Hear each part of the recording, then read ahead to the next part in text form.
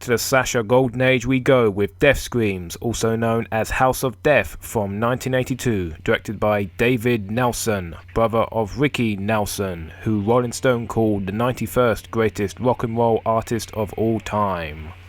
Locals are celebrating the last night of Carnival, such as newly in love couple Bob and Kathy, coach Neil Marshall, waitresses timid blonde Lily and comely nubile Ramona, their boss Jackson, and learning difficulties teenage peeping Tom Casey, whose dad Avery is the town sheriff.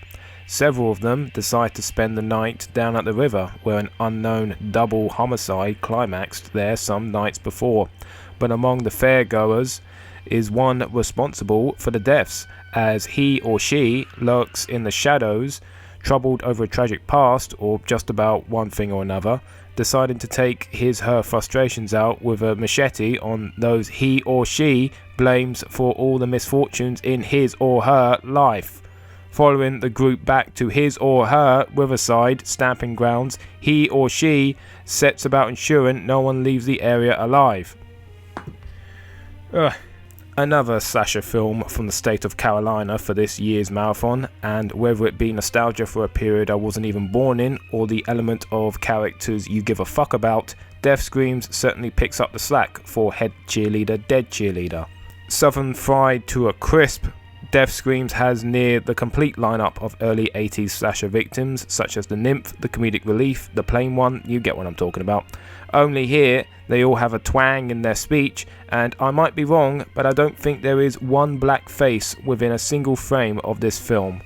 Disregarding that jaw-dropping revelation, Death Screams has a good thing going on at first with its combination of soap opera, Animal House era teen sex comedy, and the Halloween period slasher, with a dash of improvisation to make things that little more interesting. The cast is confident and share a good chemistry as well. Death Screams definitely has that regional flavour, which at least for me makes up a little bit for its lack of suspense. When the kills do eventually happen, they are well executed in their build-up, but there is no real follow-through, no police procedural. Either this is a real hick town, or the killer does an exceptional job at hiding bodies in broad daylight, because no one really catches on to what's happening until the last 10 minutes. Yep, it's one of those. Death Screams has little to no subversion of the genre in mind, and does not feature any real exception in either its music, its cinematography, or even its performances.